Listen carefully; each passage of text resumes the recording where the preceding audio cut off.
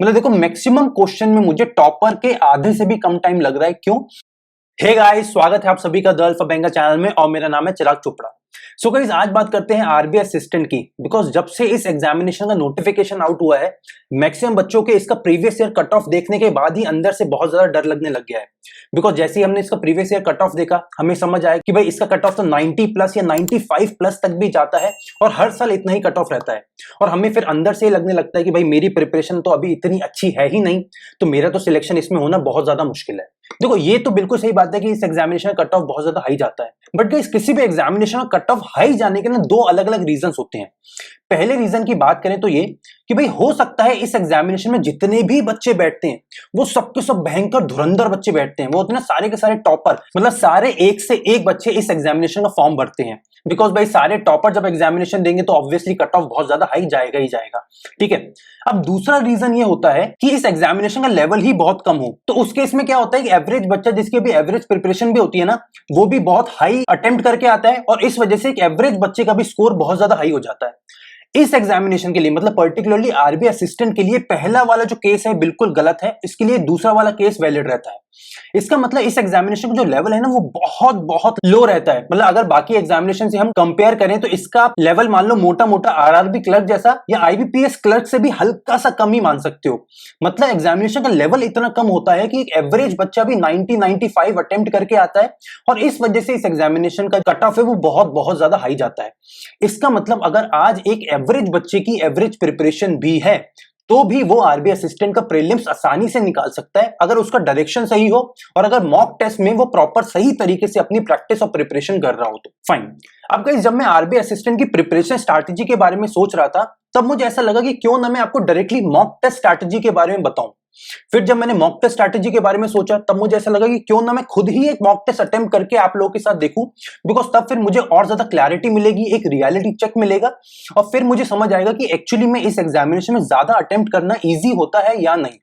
देखो, मैंने आज जो मॉक टेस्ट अटेम्प्ट करा वो मैंने बहुत बहुत टाइम बाद अटेम्प्ट करा था। लास्ट 2019 में जब मैंने आरबीआई ग्रेड बी का मेंस एग्जामिनेशन की प्रिपरेशन कर रहा था, उस 2019 के बाद अब मैंने मॉक टेस्ट दिया है और आप मान के चलो कि मेरी स्पीड का जो लेवल है ना वो बहुत बहुत कम है। मतलब मेरी बिल्कुल जीरो स्पीड है, ये मुझे पहले से पता है। और इसी वजह से जो आज मैंने मॉक टेस्ट दिया ना, उस पूरे के पूरे मॉक टेस्ट में मेरी कोशिश थी कि मेरी एक्यूरेसी का लेवल बहुत ज्यादा हाई रहे। बिकॉज जितना मेरा एक्यूरेसी ज्यादा रहेगा मेरी नेगेटिव मार्किंग कम होगी और जितनी मेरी नेगेटिव मार्किंग कम होगी उतना ज्यादा मेरा स्कोर और ज्यादा बूस्ट अप करेगा। ठीक है। मतलब एग्जामिनेशन में आपको स्कोर बढ़ाने के दो तरीके होते हैं, या तो आप नंबर ऑफ अटेम्प्ट्स को इंक्रीज कर लो या नंबर ऑफ एक्यूरेसी को इंक्रीज कर लो। इन दोनों केसेस में आपका स्कोर बूस्ट अप होता है। फाइन। आज मैंने गाइस आप लोगों के साथ एक मॉक टेस्ट दिया है और वो मॉक टेस्ट था स्मार्ट कीड़ा का, टेस्ट जोन का। बिकॉज मैक्सिमम बच्चे यही बोल रहे थे कि जो टेस्ट जोन का लेवल होता है वो बिल्कुल एग्जामिनेशन लेवल का होता है, तो मैंने सोचा चलो फिर स्मार्ट कीड़ा का ही मॉक टेस्ट देके देखते हैं। इसका मैंने वो फ्री वाला मॉक टेस्ट दिया, आरबीआई असिस्टेंट का जो फ्री वाला मॉक टेस्ट है वो मैंने दिया है। तो अगर आपने भी वो वाला मॉक टेस्ट अभी तक दिया है तो भाई आप मुझे नीचे अपना स्कोर और परसेंटाइल जरूर बताएं। और अगर अभी तक आपने वो फ्री वाला मॉक टेस्ट नहीं दिया है तो मैं स्मार्ट कीड़ा या टेस्ट जोन दोनों नाम है उनके, उसका फ्री वाले मॉक टेस्ट का लिंक इस वीडियो के डिस्क्रिप्शन में डाल दूंगा। जल्दी से जाओ उस फ्री मॉक टेस्ट को अटेम्प्ट करो, फिर आपको ये वाला वीडियो आगे देखने में और ज्यादा मजा आएगा और फिर आपको और ज्यादा क्लैरिटी मिलेगी कि भाई फाइनल एग्जामिनेशन में हमें कैसे अपने अटेम्प्ट्स को बढ़ाना चाहिए। चलो अब आगे चलते हैं, जल्दी से स्मार्ट कीड़ा की वेबसाइट खोल लेते हैं। सो गाइस, ये रही स्मार्ट कीड़ा की वेबसाइट। इसमें हमने लॉगिन कर लिया है, अभी मैंने अपना ही लॉगिन करा है। अब मैं आपको दिखाता हूं ये वाला फ्री मॉक टेस्ट जो मैंने अभी अटेम्प्ट करा था, इसका देखते हैं भाई क्या स्टैटिस्टिक्स है। ठीक है। देखो, मेरा फाइनल स्कोर आया है इसमें अराउंड 85। हाँ, 85 मेरा ओवरऑल स्कोर है। और यहाँ पे इनका एक और बेनिफिट है स्मार्ट कीड़ा वालों का कि ये ना अपने सारे के सारे मॉक टेस्ट का कट ऑफ भी डिसाइडेड रखते हैं। जैसे इस मॉक टेस्ट का कट ऑफ था 75.25, तो ठीक है मेरा कट ऑफ से तो ज्यादा ही आया है। और ओवरऑल परसेंटाइल की बात करें तो मेरा आया 97.79, मतलब ऑलमोस्ट 98 के आसपास। तो परसेंटाइल भी ठीक है। बिकॉज मैक्सिमम बच्चों को मैं यही बोलता हूं कि अगर आपका परसेंटाइल मॉक टेस्ट में 95 प्लस आ रहा है तो आपके सिलेक्शन के चांसेस बहुत बहुत ज्यादा हैं। और ये देखो, ये वाला जो मैंने मॉक टेस्ट दिया था आज बिना स्पीड के पूरा पूरा एक्यूरेसी पे खेलते हुए दिया था। बट अगर मेरी थोड़ी सी स्पीड और आ जाती ना तो इसको मैं आराम से बूस्ट करके 99 प्लस कर देता। बट चलो आज स्पीड ज्यादा थी ही नहीं, अगले मॉक टेस्ट में कोशिश करेंगे 99 प्लस परसेंटाइल लाने की। चलो अब देखते हैं कि भाई मेरा ओवरऑल कैसा गया, सेक्शन वाइज देखते हैं। देखो इंग्लिश में मैंने करे 30 क्वेश्चन, 30 में से 29 सही थे, एक गलत था, तो मेरा स्कोर आया 28.75 और इंग्लिश में मेरा परसेंटाइल है 99.72। क्वांट की बात करें तो क्वांट में भी मैंने 30 क्वेश्चंस करे, 29 सही एक गलत, अगेन 28.75 नंबर, और इसमें मेरा परसेंटाइल था 88.07। और रीजनिंग में मेरा टोटल अटेम्प्ट्स थे इसमें भी 30, क्या बात है, इसमें मेरे 28 सही थे, दो गलत, 27.50 मेरा फाइनल स्कोर और टोटल परसेंटाइल 79.37 और मेरा ओवरऑल एग्जामिनेशन परसेंटाइल था अराउंड 98। अब चलो देखते हैं कि भाई मैंने फाइनली इस एग्जामिनेशन को कैसे अटेम्प्ट करा और कैसे मैंने ये कोशिश करी कि मैं 100 में से 90 क्वेश्चंस कम से कम अटेम्प्ट कर पाऊं। चलो सबसे पहले तो मैं यहां खुद को छोटा कर लेता हूं जिससे आसानी होगी हमें। चलो सॉल्यूशन देख लेते हैं इस एग्जाम का, ठीक है। सबसे पहले इसी सीक्वेंस में खुला था, सबसे पहले इंग्लिश आया था, फिर क्वांट आया था, फिर रीजनिंग आया था। देखो इंग्लिश में मैंने ओवरऑल सारे क्वेश्चन करे थे, एक गलत था, ठीक है। अब सीक्वेंस समझने की कोशिश करते हैं कि भाई फाइनली मैं क्या सीक्वेंस फॉलो कर रहा था इंग्लिश में। देखो इंग्लिश में क्या होता है, कुछ चीजें पर्टिकुलरली मुश्किल होती हैं और मैक्सिमम चीजें इजी होती हैं। भाई अगर एक एस्पिरेंट के पॉइंट ऑफ व्यू से बात करें तो भाई इंग्लिश में मुश्किल चीजें क्या क्या होती हैं। भाई आरसी होता है मुश्किल, रीडिंग कॉम्प्रिहेंशन, पैरा जंबल होता है बहुत बहुत मुश्किल, इसके साथ कुछ बच्चों को क्लोज टेस्ट भी मुश्किल लगता है, मुझे क्लोज टेस्ट ज्यादा मुश्किल नहीं लगा, बट हाँ रीडिंग कॉम्प्रिहेंशन और पैरा जंबल मुझे भी हमेशा से मुश्किल लगते थे। फाइन, ये हो गई मुश्किल चीजें। और इसके अलावा इजी चीजें क्या क्या होती हैं। भाई इजी में आ गया आपका एरर डिटेक्शन, इसके साथ आ गए कनेक्टर्स, इसके साथ आ गए फिल इन द ब्लैंक्स, फिर इसमें दोनों आते हैं सिंगल फिलर्स, डबल फिलर्स या ट्रिपल फिलर्स भी हो गए, वो हो गए। इसके अलावा सारे मिसलेनियस क्वेश्चंस हो गए, फॉर एग्जांपल वो हो गए एंटोनिम सिनोनिम, मतलब जो इजी वाले क्वेश्चंस होते हैं वो सारे हो गए आपके ये दूसरी कैटेगरी वाले क्वेश्चन, ठीक है। अब हर सेक्शन में आपको जो एक चीज इंप्लीमेंट करते हुए चलनी है वो ये कि सबसे पहले हर सेक्शन में आपको करने हैं इजी वाले क्वेश्चन और इसके बाद आखिरी में आपको करने हैं डिफिकल्ट वाले क्वेश्चन। देखो किसी भी एग्जामिनेशन में ऐसा नहीं होता कि मुश्किल क्वेश्चन हम अटेम्प्ट करेंगे तो एग्जामिनर हमें एक की जगह 2 नंबर दे देगा, नहीं, इजी क्वेश्चन का भी एक नंबर है और मुश्किल क्वेश्चन का भी एक ही नंबर है। और जैसे मैं हमेशा हर बार हर बच्चे को बोलता हूं, बैंक और इंश्योरेंस एग्जामिनेशन के पता है सबसे इंपॉर्टेंट चीज क्या है। भाई सबसे इंपॉर्टेंट चीज जो मैक्सिमम बच्चों को लगती है वो ये कि भाई अपना नंबर ऑफ अटेम्प्ट बढ़ाओ, भाई ज्यादा से ज्यादा क्वेश्चन करके आओ। मैं कहता हूं कभी भी नहीं, अटेम्प्ट से पहले मतलब किन क्वेश्चंस को करना है उससे पहले आपको यह पता होना चाहिए कि आपको किन क्वेश्चंस को नहीं करना है, या किन क्वेश्चंस को आपको देखते ही स्किप करना है, या किन क्वेश्चंस को आपको एंड में करना है, किन क्वेश्चंस को आपको पहले करना है। ये सीक्वेंस आपका एग्जामिनेशन से पहले डिसाइडेड होना चाहिए और इसी वजह से ये मॉक टेस्ट हमारी फाइनल एग्जामिनेशन में सिलेक्शन के लिए बहुत बड़ा रोल प्ले करते हैं। तो भाई आप इंग्लिश में हमारा क्या सीक्वेंस होना चाहिए, पहले हम करेंगे इजी वाले क्वेश्चन। इजी वाले में क्या क्या आ गया, error detection, fillers, connectors, miscellaneous questions, antonym synonym या बाकी सारे अलग अलग टाइप के छोटे वाले क्वेश्चंस, ठीक है।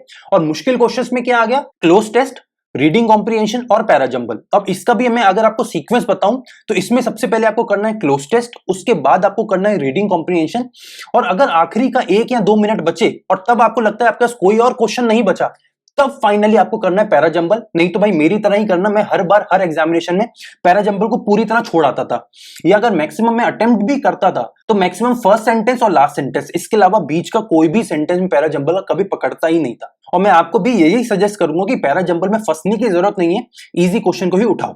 चलो अगर इस एग्जामिनेशन की बात करें तो देखो यहाँ पे सबसे पहला क्वेश्चन आया था मेरा, ये किस टाइप का था, चूज द करेक्ट ऑल्टरनेटिव। अच्छा ये एरर डिटेक्शन क्वेश्चन था। अब जो क्वेश्चन पढ़ के देखो तो terms speeches regularly includes baseless claims. अब किसी को भी पता चल जाएगा जिसको भी सब्जेक्ट वर्ब अग्रीमेंट आता होगा कि स्पीचेस यहाँ प्लूरल है, रेगुलर इंक्लूड होना चाहिए, इंक्लूड्स आ रहा है यहाँ पे, तो ये गलत है, सब्जेक्ट वर्ब अग्रीमेंट मैच नहीं कर रहा। तो इसमें मुझे देखो कितनी सेकंड लगे, 20 सेकंड, टॉपर को भी लगे 31 सेकंड, मतलब हर बच्चे को मैक्सिमम इसका आंसर पता था। बिकॉज सब्जेक्ट वर्ब अग्रीमेंट बहुत बेसिक चीज है, आपको आनी ही चाहिए। अगला क्वेश्चन देखें, the firm is now preparing to test a second system that have been modified. देखो ये भी easy, again subject verb agreement, second system, system singular है, सिस्टम दैट हैज बीन होना चाहिए, हैव बीन नहीं होना चाहिए, अगेन सब्जेक्ट वर्ब अग्रीमेंट। देखो मैक्सिमम एरर डिटेक्शन वाले क्वेश्चन होते हैं वो 3-4 बेसिक चीजों के ऊपर होते हैं, subject verb agreement, tenses, noun pronoun, verb adverb और एडजेक्टिव। अगर ये 4-5 चीजें आपको ग्रामर में आती हैं, इसके अलावा आपको ग्रामर पढ़ने की जरूरत पड़ेगी नहीं, और हम मैक्सिमम हर बार 5 में से कम 3-4 क्वेश्चन कराओगे अकेले इन 4-5 चीजों के दम पे। इससे ज्यादा मत पढ़ना ग्रामर, मैं बोलूंगा टाइम वेस्ट मत करना, ठीक है। अगला क्वेश्चन देख लो, सारे के सारे ऐसे इजी होंगे। देखो यहां से पढ़ लो। A letter months before making arrangements for him to received a clerical job. Received a clerical job होना ही नहीं चाहिए, कॉमन सेंस है for him to receive a clerical job. देखो वही आंसर होगा, for him to receive a clerical job. Easy है, English को बेसिक चीजों के साथ करो with a lot of common sense. अगर इंग्लिश को आप कॉमन सेंस के साथ करोगे ना, तो आप मान के चलो कि आप इंग्लिश में बहुत अच्छा स्कोर हर बार कर पाओगे। इंग्लिश से डरना हमें छोड़ना पड़ेगा, ठीक है। मतलब देखो बेसिकली एरर डिटेक्शन वाले क्वेश्चन सबसे पहले आए, तो मैंने सबसे पहले यही क्वेश्चन उठाए। ये कितने क्वेश्चन थे? 4 और एक 5, 5 क्वेश्चन थे। छठे क्वेश्चन से मेरा चालू हो गया था यहाँ पे रीडिंग कॉम्प्रिहेंशन। कितने क्वेश्चन थे? 6, 8, 11, 13, 15, टोटल 10 क्वेश्चन थे रीडिंग कॉम्प्रिहेंशन के। मैंने 10 के 10 क्वेश्चन छोड़ दिए, मतलब पहले 5 क्वेश्चन करने के बाद मैंने अगले 10 क्वेश्चन स्किप कर दिए, बिकॉज मैं रीडिंग कॉम्प्रिहेंशन, पैरा जंबल और क्लोज टेस्ट, ये तीनों चीजों को सबसे आखिरी में करता हूं इंग्लिश के सेक्शन में। मैंने पूरा छोड़ दिया। इसके बाद में गया 16th क्वेश्चन पे। 16 क्वेश्चन मैंने देखा फिलस, ये तो मैं ऑब्वियसली सबसे पहले करूंगा, ठीक है। इसको देख लो भाई, western debate over how to restrain Russia is dash by differences among European countries. भाई डिबेट क्या क्या हो सकता है? अब western debate over how to restrain Russia is dash. Debate क्या क्या हो सकता है? ऑप्शन पढ़ लो। Debate is rotated. भाई क्या डिबेट को उल्टा पुल्टा करा जाता है? नहीं, ऑप्शन गलत है। डिबेट इज लोकेटेड, बिल्कुल नहीं। डिबेट इज कॉम्प्लिकेटेड, हाँ डिबेट को यहां थोड़ा पेचीदा करा जा सकता है। भाई नेक्स्ट ऑप्शन है डिबेट इज टर्मिनेट। भाई ये तो कभी नहीं हो सकता, बिकॉज सबसे पहले यहां पे एक पास्ट टेंस में चीज होनी चाहिए। जैसे ये ऊपर है रोटेटेड, लोकेटेड, कॉम्प्लिकेटेड, तो ऐसा पास्ट टेंस वाला कुछ होना चाहिए था। टर्मिनेट गलत हो गया। और अगला है इलैबोरेट। अगर इलैबोरेटेड होता तो शायद हम सोच सकते थे, बट ये भी गलत हो गया। तो एक ही ऑप्शन बचा हमारे पास, कॉम्प्लिकेटेड, तो इसको जल्दी से मार्क कर देंगे।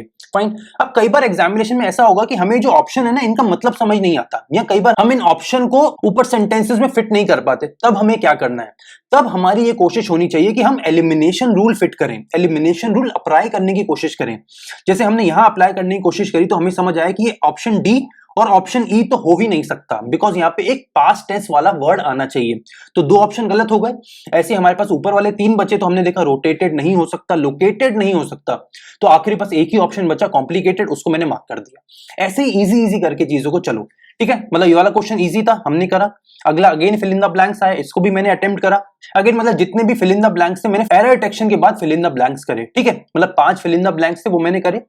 इसके बाद आ गया क्लोज टेस्ट। इसमें देखो कितने ब्लैंक्स है, 1 2 3 4 5, 5 ब्लैंक है। 5 क्वेश्चन मैं छोड़ रहा हूं अभी, मतलब 21 से 25 मैं छोड़ रहा हूं, बिकॉज मुश्किल वाले क्वेश्चन मैं इजी वाले के बाद में ही करूंगा। ये मेरा एक डिसिप्लिन है कि भाई मैं इजी क्वेश्चन से पहले एक भी मुश्किल क्वेश्चन को नहीं उठाऊंगा, ठीक है। तो मतलब ऐसे ही मैं ये सारे के सारा क्लोज टेस्ट छोड़ रहा हूं।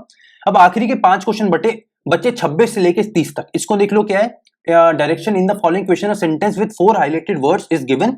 One of these 4 words is either wrongly spelled और इनअप्रोप्रिएट। मतलब अगेन एरर डिटेक्शन टाइप का क्वेश्चन है, दूसरे टाइप का, मतलब नए पैटर्न का एरर डिटेक्शन है। इसको पढ़ लेते हैं। अब ये वाले जो क्वेश्चन होते हैं और ज्यादा इजी होते हैं। ऐसा क्यों? बिकॉज इन क्वेश्चन में ना आपको बस रॉन्ग स्पेलिंग ढूंढनी है। अगर स्पेलिंग गलत है ना, तो मैक्सिमम क्वेश्चन आपके वैसे ही समझ आ जाएंगे, ठीक है। तो जल्दी से स्पेलिंग देख लो। फिगर्स की स्पेलिंग सही है, रेंडर्ड की सही है, स्केल की स्पेलिंग सही है, और ये क्या है, जायंट, क्या है ये, the sun and the giant planets, giant होना चाहिए। और जायंट की स्पेलिंग क्या होती है? GIANT, जायंट, बड़ा, विशाल, कुछ बहुत बड़ी चीज होती है उसको बोला जाता है जायंट, ठीक है। तो ये तो है जायंट, ये स्पेलिंग गलत है, GIANT होना चाहिए।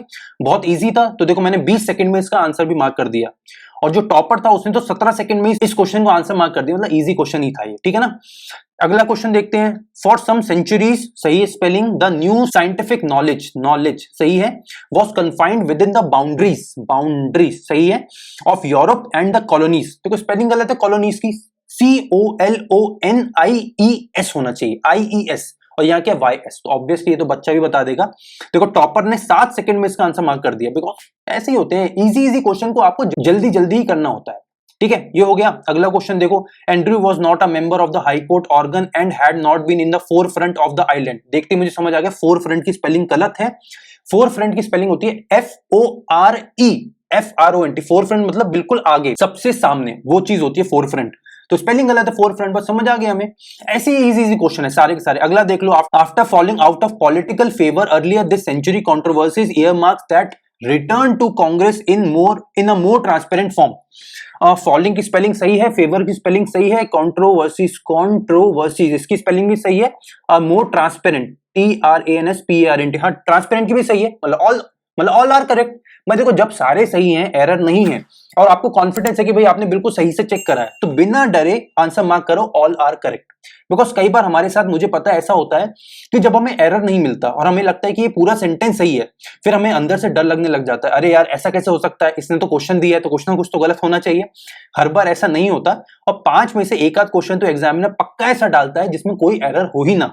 तो अगर आपको ऐसा कोई क्वेश्चन मिल रहा है तो दिल पे हौसला रखो, अपने ऊपर पूरा कॉन्फिडेंस रखो और आंसर मार्क करो ऑल आर करेक्ट, जैसे मैंने मार्क करा। ठीक है, अब ये आखिरी एक क्वेश्चन जो मेरा आज का गलत हुआ, चलो इसको देख लेते हैं क्या गलती थी। A stall through the virtual music emporium band camp can unearth everything from South African boogie to forgotten ambient. Boogie मतलब वो होता है ना जो पुराने वो कबीले टाइप के लोग, वो होता है बूगी। अरे वो देखते होगे ना आप सब लोग, तो वो देखते ही होगे WWE, उसमें एक आता था बूगी मैन, वो जो कीड़े खाता था, वही उसी टाइप का होता है बूगी। जो होते हैं ना कबीले वाले लोग, जो पुराने लोग होते हैं साउथ अफ्रीकन, जो हुला हुला करते हैं, वही है boogie. Boogie to forgotten ambient, ambient मतलब आपका एटमॉस्फेयर। ठीक है, a stall through virtual music, भाई मैंने क्या आंसर मारा था, ऑल आर करेक्ट। अच्छा, स्टॉल की स्पेलिंग सही है, अनअर्थ की स्पेलिंग सही है, बूगी की स्पेलिंग सही है, एम्बियंट की स्पेलिंग सही है। मैंने देखा होगा स्पेलिंग सबकी सही है तो मैंने मार्क कर दिया होगा ऑल आर करेक्ट। अच्छा, गलत क्या है, स्टॉल अ स्टैंड बूथ। हाँ, स्टॉल तो वो बूथ होता है जिस पीछे लोग खड़े होते हैं और आप कुछ ऑर्डर करते हो, उस टाइप का है। और इसका आंसर वो कह रहा है स्टॉल की जगह होना चाहिए स्ट्रॉल। स्ट्रॉल मतलब, हाँ, स्टॉल का मतलब होता है छोटी जो वॉक होती है। जैसे हम कहते हैं हम घर से निकल के चलो ब्रेड ले आते हैं, सब्जी ले आते हैं, जो छोटा वो होता है ना बाहर की सैर, उसको बोला जाता है स्ट्रॉल। तो यहां बोल रहा है a stroll through the virtual music emporium. अच्छा, मतलब एक वर्चुअल म्यूजिक एम्पोरियम था जो उसके बीच में जो हमने छोटी सी सैर करी, जो स्ट्रॉल करा, उसकी बात हो रही थी यहाँ पे। ओके, अ स्टॉल, ओके ये गलती हुई यहाँ पे मुझसे, स्टॉल की जगह होना चाहिए यहाँ पे अ स्ट्रॉल। फाइन, चलो ठीक है, बढ़िया। ये मैंने सारे क्वेश्चन करे और ये सारे क्वेश्चन करने में मुझे अराउंड देखो, अगर रीडिंग कॉम्प्रिहेंशन की बात करें तो इसमें मुझे 330 सेकंड लगे, मतलब अराउंड 5.5 मिनट और वो 3-4 प्लस 7 मिनट मान लो। मतलब मैंने बाकी सारे क्वेश्चन करने में लिए अराउंड 13 मिनट और रीडिंग कॉम्प्रिहेंशन में मुझे लगे मोटा मोटा 7 मिनट। ठीक है, अब रीडिंग कॉम्प्रिहेंशन थोड़ा लंबा था। देखो, अब रीडिंग कॉम्प्रिहेंशन में बच्चों को दो इश्यूज होते हैं या दो अलग अलग टेक्निक्स होती है रीडिंग कॉम्प्रिहेंशन को सॉल्व करने की। पहली टेक्निक ये होती है कि आप पूरा रीडिंग कॉम्प्रिहेंशन पढ़ो और दूसरी टेक्निक ये होती है कि आप क्वेश्चंस में कोई कीवर्ड पकड़ लो। ठीक है, अब मैं कौन सी टेक्निक फॉलो करता हूं और मैं कौन सी टेक्निक एडवाइस करता हूं। मैं हमेशा एक ही टेक्निक फॉलो और एडवाइस करता हूं, वो ये कि आप सबसे पहले रीडिंग कॉम्प्रिहेंशन पूरा पढ़ लो। बिकॉज ऐसा इसलिए, बिकॉज हर बार आपके साथ यही होगा कि कुछ ना कुछ क्वेश्चन आपको ऐसा मिलेगा जिसमें ना आपको वापस रीडिंग कॉम्प्रिहेंशन में जाके 2-3 पैराग्राफ पढ़ने पड़ेंगे। उसके लिए आप बीच में जाओगे, पैराग्राफ ढूंढोगे, कीवर्ड ढूंढोगे पहले तो क्या पैराग्राफ में, फिर उसको मिलाओगे, फिर उस 2-3 पैराग्राफ को पढ़ोगे, फिर जाओगे अगले क्वेश्चन में, फिर वापस आओगे पढ़ने। इसमें बहुत ज्यादा टाइम जाता है। तो मेरा सीधा सा फंडा है कि आप 3-4-5 मिनट तक दो रीडिंग कॉम्प्रिहेंशन को पूरा ऊपर से नीचे तक रीड करो और फिर उसके आंसर मार्क करो और फिर ना आपको टाइम नहीं लगेगा। जैसे यहां देखो, मुझे टोटल 5.5 मिनट लगे इस पूरे रीडिंग कॉम्प्रिहेंशन को पढ़ने में। ठीक है, अब अगले क्वेश्चन देखो भाई, अगले क्वेश्चन में मुझे लगे 38 सेकंड, अगले क्वेश्चन में मुझे लगे 4 सेकंड। देखो यहाँ पे टॉपर को लगे 77 सेकंड, बिकॉज वो कीवर्ड वाली चीज कर रहा होगा, पर मैंने पूरा कॉम्प्रिहेंशन एक साथ पढ़ा था तो मुझे लगे 4 सेकंड। अगले क्वेश्चन में मुझे 9 सेकंड, अगले क्वेश्चन में 7 सेकंड, इसके अगले में 47 सेकंड, इसके अगले में 9 सेकंड, इसके अगले में 9 सेकंड, इसके अगले में 20 सेकंड, इसके अगले में 53 सेकंड।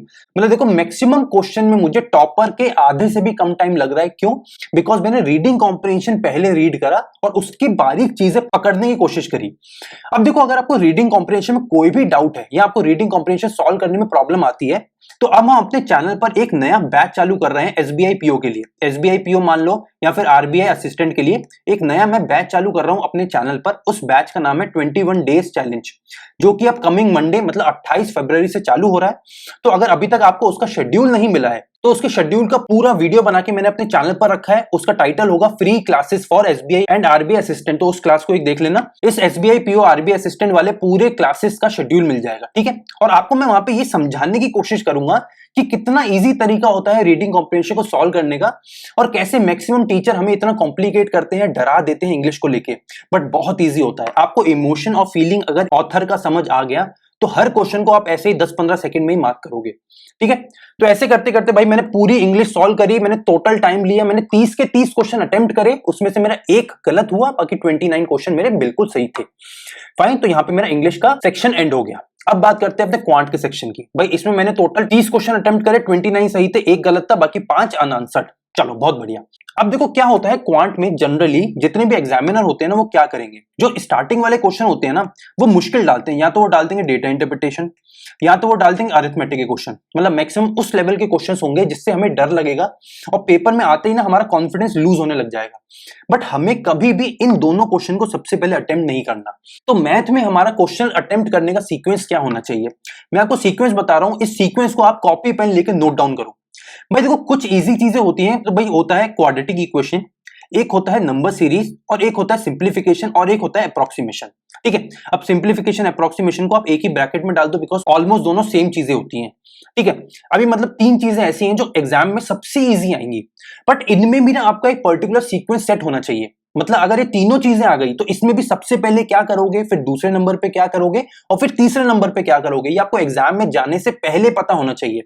अगर मैं यहां आपको अपना सीक्वेंस बताऊं तो मेरा सीक्वेंस होता है, मैं सबसे पहले करता हूं हर एग्जाम में क्वाड्रेटिक इक्वेशन, उसके बाद अगर सिंप्लीफिकेशन अप्रोक्सीमेशन आता है तो ये करता हूं, और फाइनली थर्ड नंबर पे मैं करता हूं नंबर सीरीज। अब ऐसा क्यों, बिकॉज देखो नंबर सीरीज में ना दो प्रॉब्लम है, एक तो इसमें ना दो टाइप के नंबर सीरीज आते हैं, एक आता है रॉन्ग नंबर सीरीज और एक आता है जिसमें हमें अगला नंबर फाइंड करना होता है। अब अगर अगला नंबर फाइंड करने वाला नंबर सीरीज आ गया भाई तब तो मैं उसको फिर भी कॉन्फिडेंस के साथ सॉल्व कर पाता हूं, बट अगर रॉन्ग नंबर सीरीज आ गया ना तो मुझे इतना ज्यादा प्रॉब्लम आता है उसको सॉल्व करने में, बिकॉज उसका अगला वाला जो गलत नंबर हमें ढूंढना होता है वो ढूंढने में मैं बिल्कुल अच्छा नहीं हूं, और हर बार क्या होता है मैं ना उसमें 1 या 2 मिनट दे देता हूं एक एक क्वेश्चन में। ठीक है, तो इस वजह से आपको नंबर सीरीज को तीसरे नंबर पे रखना है। और नंबर सीरीज में एक और आपको इंपॉर्टेंट बात बताता हूं, वो ये कि हर नंबर सीरीज में आपको कोशिश करनी है कि 10 से 15 सेकंड उसको स्टार्टिंग में दो, और अगर आपको उस 10 से 15 सेकंड में उसका पैटर्न समझ आ जाता है तब तो आप उसमें कुछ और टाइम इन्वेस्ट करो। बट अगर आपको 10 से 15 सेकंड के अंदर उसका पैटर्न समझ नहीं आता है तब आप पूरे उस क्वेश्चन को स्किप कर दो और अगले क्वेश्चन में बढ़ जाओ। बिकॉज देखो हर बार यही होता है कि नंबर सीरीज में आपको बहुत ज्यादा टाइम वेस्ट होता है, और एग्जामिनर नंबर सीरीज एग्जाम में डालता ही इसीलिए है बिकॉज बच्चे बहुत टाइम वेस्ट करते हैं इसमें। तो आप 10 से 15 सेकंड दो, अगर उतने में बन जाता है तो ठीक है, नहीं तो छोड़ के अगले पैटर्न पे मूव कर जाओ। फाइन, ये आपका सीक्वेंस है, सबसे पहले क्वाड्रेटिक इक्वेशन, उसके बाद सिंप्लीफिकेशन अप्रोक्सीमेशन, उसके बाद नंबर सीरीज, उसके बाद हम करेंगे डेटा इंटरप्रिटेशन, और फाइनली सबसे आखिरी में हम करेंगे अरिथमेटिक के क्वेश्चन। मतलब 5 वैरायटी के क्वेश्चन आएंगे, वो पांचों का मैंने आपको एक सीक्वेंस बता दिया। अब देखते हैं कि भाई इस पेपर में कौन कौन से क्वेश्चन आए थे। देखो सबसे पहले तो आ गए यहाँ पे एक सिंप्लीफिकेशन अप्रोक्सीमेशन टाइप का क्वेश्चन। ठीक है, अब ये इजी वाला क्वेश्चन है, बट अगर इस पेपर में क्वाड्रेटिक इक्वेशन भी होगा तो मैं उसको इससे भी पहले करूंगा। ठीक है, अगला क्वेश्चन देखते हैं, अगेन सिंप्लीफिकेशन सिंप्लीफिकेशन सिंप्लीफिकेशन। पहले के 5 क्वेश्चन आ गए मेरे सिंप्लीफिकेशन अप्रोक्सीमेशन के। ठीक है, अगला अरिथमेटिक, अरिथमेटिक, ठीक है, फिर डीआई। अब देखो आप क्या करो, जब भी आप ना क्वेश्चन में आगे मूव कर रहे हो, मतलब क्वाड्रेटिक इक्वेशन ढूंढ रहे हो या सिंप्लीफिकेशन ढूंढ रहे हो या अरिथमेटिक का क्वेश्चन ढूंढ रहे हो, जब भी ऐसा करते हो ना और आपको ऐसा लगता है कि नहीं यार ये वाला क्वेश्चन ना इजी है, इसको मैं करूंगा, तो उसको आप क्या करा करो, जैसे मान के चलो मैं 31st क्वेश्चन पे आया और मुझे देखा कि यार ये तो सिंप्लीफिकेशन वाला क्वेश्चन है, यार ये तो मुझे अटेम्प्ट करना पड़ेगा, तो मैं क्या करूंगा ना, इसको अटेम्प्ट अभी नहीं करूंगा बिकॉज पहले तो मैं क्वाड्रेटिक वाला करूंगा। तो मैं क्या करूंगा, नीचे मार्क फॉर रिव्यू वाला जो ऑप्शन होता है ना उस पर जाके क्लिक कर दूंगा और मैं ऐसे सारे क्वेश्चन को मार्क फॉर रिव्यू करूंगा। क्यों, बिकॉज फिर मुझे बाद में ढूंढना नहीं पड़ेगा कि सिंप्लीफिकेशन वाले क्वेश्चन कहां थे। तो मैं क्या करूंगा, 31 वाला क्वेश्चन मार्क फॉर रिव्यू, ऐसे ही अगला question mark for review, mark for review, ऐसे करके पहले 5 क्वेश्चन मार्क फॉर रिव्यू। ठीक है, अब 38 क्वेश्चन आ गया डीआई, इसको भी मैं मार्क फॉर रिव्यू करूंगा कि मुझे याद रहेगा कि 38 वाले नंबर से आगे डीआई के क्वेश्चन चालू हो रहे हैं। ठीक है, इसके कितने क्वेश्चन थे, 3 4 5 क्वेश्चन। ठीक है, अगला 43 अगेन आ गया अरिथमेटिक, बाद में करेंगे बाद ये 40, ये देखो अगेन आ गया ये आपको simplification approximation, again again again again, मतलब पहले 5 और 46 से 50 मतलब टोटल 10 क्वेश्चन अभी तक हो चुके सिंप्लीफिकेशन अप्रोक्सीमेशन के। इन सबको आप मार्क करते रहो, मार्क करने में आपको ज्यादा से ज्यादा 3 से 4 सेकंड लगेंगे, बट सारे क्वेश्चन मार्क करो। ठीक है, इससे क्या होगा, आपको क्वेश्चन अटेम्प्ट करने से पहले ये समझ आ जाएगा कि एग्जामिनेशन में किस लेवल के क्वेश्चन आए हैं और आपको किस सीक्वेंस में एग्जामिनेशन में क्वेश्चंस को अटेम्प्ट करना है।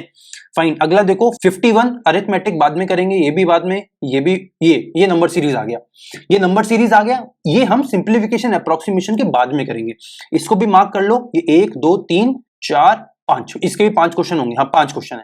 ठीक है, बाकी अरिथमेटिक अरिथमेटिक अगेन सिंप्लीफिकेशन, क्या बात है, मतलब 11 12 13 14 15 क्वेश्चन आ गए सिंप्लीफिकेशन अप्रोक्सीमेशन के। अब देखो क्वाड्रेटिक इक्वेशन नहीं है इसमें, क्वाड्रेटिक नहीं है तो हम सिंप्लीफिकेशन पहले करेंगे उसके बाद नंबर सीरीज करेंगे। तो अब पहले आप ये वाले सिंप्लीफिकेशन करो, इसके बाद ये 5 वाले करो, इसके बाद ये 5 करो, ये 60 से लेके 64। ठीक है, 15 क्वेश्चन हो गए आपके। ये 15 क्वेश्चन करने में आपको ज्यादा टाइम नहीं लगना चाहिए। इन 15 नंबर के क्वेश्चन में आप मोटा मोटा मान के चलो आपको 7 से 8 मिनट लगने चाहिए, और उन 7, 8 या 9 मिनट भी मान लो, उन 9 मिनट के अंदर आपके सारे 15 क्वेश्चन अटेम्प्ट हो जाने चाहिए। ठीक है, इसके बाद आप करोगे ये नंबर सीरीज। अब नंबर सीरीज के टोटल 5 क्वेश्चन है, तो देखो मैंने कितना कितना टाइम दिया इनमें। पहले क्वेश्चन में 36 सेकंड मतलब आधा मिनट, अगले में 15 सेकंड मतलब लगा लो 50 सेकंड दोनों के, फिर 48 सेकंड, ये हो गया 1.5 मिनट और 10 सेकंड, चलो पौने 2 मिनट, पौने 2 मिनट और 38 सेकंड, 2.5 मिनट। 2.5 मिनट में मैंने नंबर सीरीज के 5 क्वेश्चन कर लिए भाई। 7-8 मिनट में मेरे वहां 15 क्वेश्चन हो गए थे सिंप्लीफिकेशन के, और यहाँ 2.5 मिनट और दिया तो मेरे नंबर सीरीज के 5 क्वेश्चन हो गए। मतलब अराउंड लगाओ तो 11-12 मिनट में मैंने 20 क्वेश्चन कर लिए। अब मेरे पास 8 या 9 मिनट बचे हैं और क्वेश्चन करने हैं मुझे 15। अब आपके ऊपर है आप कैसे करोगे। मैं आपको ये सजेस्ट करूंगा कि आप इसके बाद करो डेटा इंटरप्रिटेशन क्वेश्चन, बिकॉज देखो उसमें ना आपको टाइम ज्यादा नहीं लगेगा, और आरबीआई असिस्टेंट का एग्जाम ऐसा है कि इसमें ना ज्यादा मुश्किल डीआई आएगा ही नहीं, तो उसको अटेम्प्ट करने में आपको और कम टाइम लगेगा। यहां देख लो भाई मुझे कितनी देर लगी भाई। पहला डीआई का क्वेश्चन करने में मुझे लगे 48 सेकंड, अगला क्वेश्चन करने में लगे 34 सेकंड, चलो दोनों मिला के 1.5 मिनट, अगले में लगे एक और 33 सेकंड 2 मिनट, 36 सेकंड 2.5 मिनट और 49 सेकंड 3.25 मिनट। मतलब मैंने 3.25 मिनट में डेटा इंटरप्रिटेशन के 5 क्वेश्चन कर दिए। मतलब सिंप्लीफिकेशन, अप्रोक्सीमेशन हो गया, नंबर सीरीज हो गया और डीआई हो गया, और ये तीनों करने के बाद में मेरे पास 3-4 मिनट बचेंगे। अब इन 3-4 मिनट में मैं अपनी तरफ से ये कोशिश करूंगा कि मैं उस टाइप के अरिथमेटिक के क्वेश्चन उठाऊं जो मुझे इजी लगते हैं।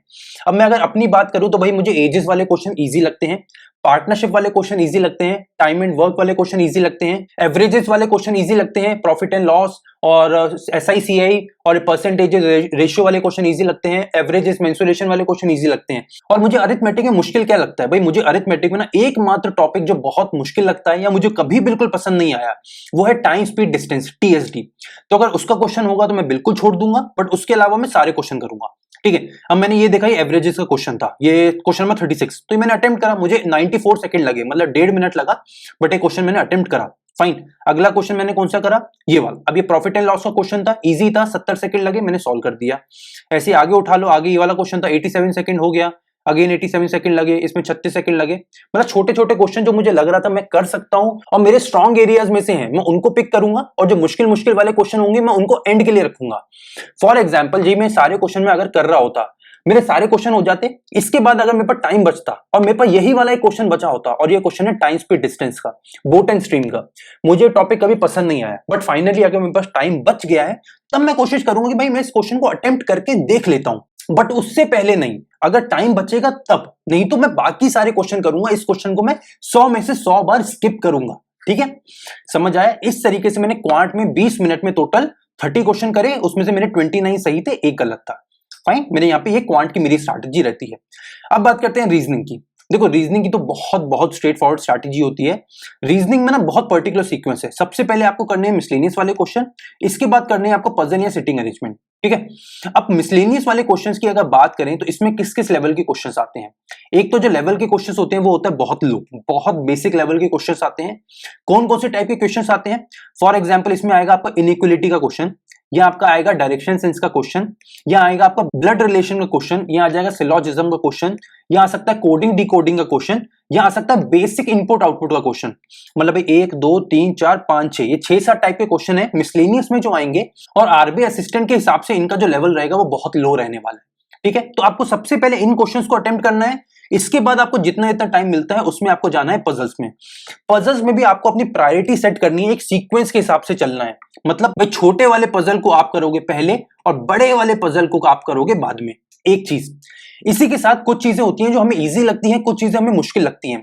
फॉर एग्जाम्पल अगर इजी चीजों की बात करूं तो सर्कुलर सिटिंग अरेंजमेंट मुझे इजी लगता है और मुझे हमेशा से करने में बहुत आसानी होती है। पर इसमें एक मुश्किल वाला वर्जन भी होता है। उसमें क्या होता है, कुछ लोग अंदर देख रहे हैं और कुछ लोग बाहर देख रहे हैं। ये वाला जो सेटिंग अरेंजमेंट आया ये मैं कभी नहीं करता, मतलब इनसाइड आउटसाइड वाला कभी नहीं करता। समझे, मतलब आपको अपना सीक्वेंस खुद सेट भी करना है, आपको क्या चीजें इजी लगती हैं, क्या चीजें मुश्किल लगती हैं। पहले छोटे वाले पजल करो, फिर बड़े वाले पजल करो, फिर छोटे वाले पजल में भी देखो कि कहीं भाई इनसाइड आउटसाइड वाला तो नहीं है। अगर ये वाला है तो भाई इसको तो मैं कभी भी अटेम्प्ट नहीं करूंगा, फिर ये चाहे छोटा हो, 1 लाइन का हो, 1 वर्ड का हो, या 10 लाइन का या 10 पेज का हो, मैं कभी अटेम्प्ट नहीं करूंगा। समझे सीक्वेंस, चीजें समझ आ रही है ना। इस तरीके से आपको क्वेश्चन को अटेम्प्ट करना है। चलो, आई थिंक चीजें क्लियर आउट हो गई होंगी। चलो अब देखो यहाँ पे देखते हैं भाई, मेरा रीजनिंग का सेक्शन खुला। सबसे पहले आया छोटा सा पजल। मुझे पजल देख के समझ आया कि भाई ये बहुत इजी सा पजल है, यहाँ पे डे वाइज पजल सेट करना है। तो मैंने इसको मार्क फॉर रिव्यू करा। मैं आपको सही बताऊं, मैंने नीचे मार्क फॉर रिव्यू करा था, बिकॉज मुझे समझ आ गया था ये पजल ना मुश्किल नहीं है, और इसमें 5 क्वेश्चन भी थे। तो मुझे बिल्कुल समझ आ गया कि इस क्वेश्चन को तो करना बनता ही बनता है। ठीक है, हाँ, हालांकि मेरा एक क्वेश्चन इसमें जरूर गलत हुआ है, पर चलो ठीक है, बनता था मेरा। ठीक है, अब देखते हैं अगला। ये आ गया हमारा डायरेक्शनल सेंस का क्वेश्चन। इसको फटाक से सबसे पहले कर लो, बहुत इजी क्वेश्चन आएगा। ठीक है, और इसमें कितने क्वेश्चन आए? 1 2 3 3, और ये 3 क्वेश्चन करने में लगे मुझे 9 सेकंड 9 सेकंड 18 सेकंड और 120 सेकंड, मतलब मोटा मोटा मुझे 2.25 मिनट लगे, और 2.25 मिनट में मेरे 3 क्वेश्चन हो गए। ठीक है, अगले देखिए इसके बाद क्या आया? इसके बाद आ गया सिलोजिज्म। सिलोजिज्म तो पक्के में करना हर बार, बहुत इजी आएगा आरबीआई में। अच्छा, इसके लिए ना आप ना ये बेसिक चीज पकड़ लेना, मतलब ये बेसिक कॉन्सेप्ट समझ जाना। ओनली या फ्यू वाला या सम वाला, ये 2 चीजें हैं, ओनली या फ्यू या सम का कॉन्सेप्ट समझने की कोशिश करना, फिर आप बहुत जल्दी जल्दी कर लोगे। जैसे मेरे सामने वाला क्वेश्चन आया था तो मुझे 34 सेकंड लगे, इसमें मेरा ये वाला क्वेश्चन हो गया। ऐसे सारे के सारे सिलोजिज्म इजी होंगे। 34 30 सेकंड 34 सेकंड, बस 3 ही क्वेश्चन थे, मतलब टोटल 1.5 मिनट लगा, और 1.5 मिनट में मेरे 3 सिलोजिज्म ही क्वेश्चन हो गए। अगला ये अलग ही मिसलेनियस टाइप का क्वेश्चन आता है। ये एक्सक्लूड के मुझे कुछ बताना था कि भाई फॉरवर्ड और बैकवर्ड डायरेक्शन में कितने अल्फाबेटिकली बिल्कुल सही सीक्वेंस में बैठ रही चीजें। ये भी इजी था, बट टाइम थोड़ा ज्यादा लग गया, मुझे 56 सेकंड लग गए। बट अगर मेरी प्रैक्टिस अच्छी होती तो मुझे लगता है इस क्वेश्चन को करने में ज्यादा से ज्यादा 30 सेकंड्स लगने चाहिए थे, बट मेरा स्पीड अच्छा नहीं था, तो ऑब्वियसली टाइम लगना ही था मुझे।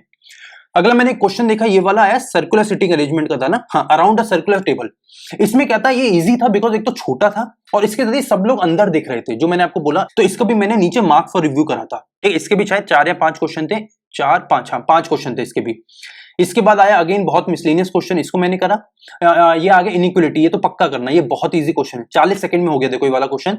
अगला क्वेश्चन भी 40 सेकंड, अगला क्वेश्चन 32 सेकंड, मतलब मोटा मोटा 1.5 मिनट में मेरे यहाँ पे भी 3 क्वेश्चन हो गए। अगला आया मेरा ये वाला एक क्वेश्चन, हाँ ये था ब्लड रिलेशन और एक सीक्वेंस सेट करना था। तीन जनरेशन में अलग अलग टाइप के लोग थे।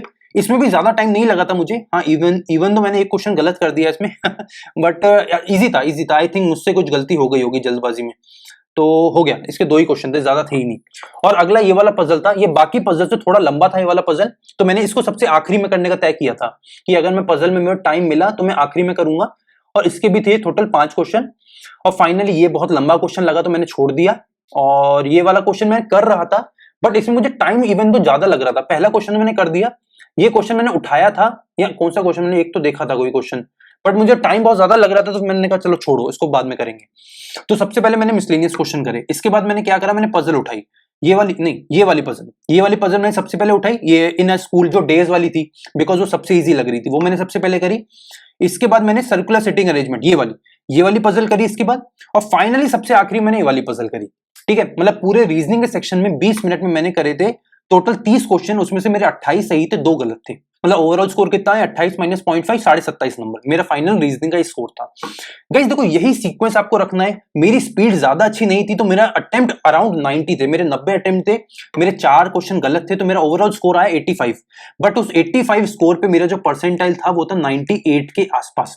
मतलब अगर मैं आज भी पेपर देने जाऊं तो मेरे सिलेक्शन के चांसेस बहुत ज्यादा हैं। बट यहां बात मेरी नहीं हो रही, यहां बात आपकी हो रही है।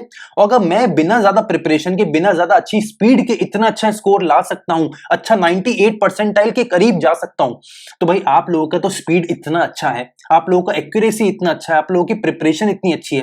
गाइस मुझे पूरा यकीन है कि आप में से मैक्सिमम लोग इस मॉक टेस्ट में आराम से 99 परसेंटाइल के कम से कम तो लेके आओगे। अब अगर आपने अभी तक ये मॉक टेस्ट नहीं दिया है तो जल्दी से इसका लिंक आपको इस वीडियो के डिस्क्रिप्शन में मिल जाएगा, फटाक से जाओ और जल्दी से ये फ्री वाला मॉक टेस्ट दे दो। भाई मेरा तो इस पूरे मॉक टेस्ट का एक्सपीरियंस बहुत अच्छा था, ऑलमोस्ट फाइनल एग्जामिनेशन जैसे इनका मॉक टेस्ट है। मॉक टेस्ट से क्वेश्चंस का लेवल अच्छा था, इनकी एक्यूरेसी अच्छी थी, तो मुझे तो ओवरऑल पसंद आया। अब अगर आपको स्मार्ट कीड़ा का टेस्ट सीरीज बाय करना है तो भाई बाय आप बिल्कुल करो, या कोई भी मॉक टेस्ट सीरीज आप बाय करो। बट मैं आपको बोलूंगा मुझे स्मार्ट कीड़ा का मटेरियल या कंटेंट अच्छा लगा, तो मैं बोलूंगा आप ये भी बाय कर सकते हो। फाइन, देखो अब मेरी स्मार्ट कीड़ा वालों से बात हुई, और मैं आज से नहीं बहुत सालों से स्मार्ट कीड़ा का मॉक टेस्ट सीरीज फॉलो कर रहा हूं और एडवाइस भी कर रहा हूं। तो मेरी इनसे बात हुई तो मैंने उनको बोला कि स्पेसिफिकली मैं अपने बच्चों को कुछ बेनिफिट देना चाहता हूं, तो उन्होंने मेरे कहने के ऊपर स्मार्ट कीड़ा का हमें एक कोड दिया है। देखो आपने हर जगह देखा होगा, कभी भी आपको स्मार्ट कीड़ा का ना कोई भी कोड नहीं मिलेगा, बट यहां पे इन्होंने मेरे कहने पे एक कोड जनरेट करा है, और वो कोड है अल्फा 10, ALFA 10। अब अगर आपको ये स्मार्ट कीड़ा का कंटेंट पसंद आए, जो कि मुझे बहुत पसंद है, तो आप ये अल्फा 10 कोड लगा सकते हो और आप इनका मॉक टेस्ट सीरीज बाय कर सकते हो। ठीक है, कोई भी मॉक टेस्ट सीरीज बाय कर लो या कोई भी इनका कंटेंट पिक करोगे तो ये कोड लगाने पे आपको 10% ऑफ और एक्स्ट्रा मिल जाएगा। Fine. So guys, I think कि आप लोगों की मॉक टेस्ट के रिगार्डिंग अब सारे डाउट्स क्लियर आउट हो गए होंगे। स्टिल अगर आपका कोई भी छोटे से छोटा डाउट है तो नीचे कमेंट सेक्शन 24 घंटे आप लोगों के लिए खुला है। मैं खुद 24 घंटे आप लोगों के लिए अवेलेबल रहता हूं। कुछ भी डाउट है मन के अंदर, कुछ भी मत रखना, हर डाउट नीचे कमेंट सेक्शन में डालो और क्लियर आउट जल्दी से जल्दी कर लो। इसके साथ ही परसों से हम मतलब मंडे से 28 फरवरी अपना 21 डेज चैलेंज चालू कर रहे हैं। उसके लिए सारे के सारे बच्चे तैयार हो जाओ। क्लासेस उसके मॉर्निंग में रहेंगे, अराउंड 9 से 10 के बीच में रहेंगे, बट उसके लिए मैं आपको कल सुबह नोटिफाई कर दूंगा। ठीक है, क्लासेस का टाइम ऑलमोस्ट, कुछ क्लासेस उसके लाइव होंगे, कुछ क्लासेस रिकॉर्डेड होंगे, उसके बारे में आपको पहले बता दिया जाएगा। तो अच्छे से तैयार होके आना, कॉपी पेन आपके पास हमेशा होना चाहिए और बहुत मजा आने वाला है, बहुत अच्छे से प्रिपरेशन करेंगे। Fine. So see you in the 21 days challenge. जल्दी से पूरी तैयारी करो और सारे की सारी जगह फैला दो 21 डेज चैलेंज को। सी यू देन।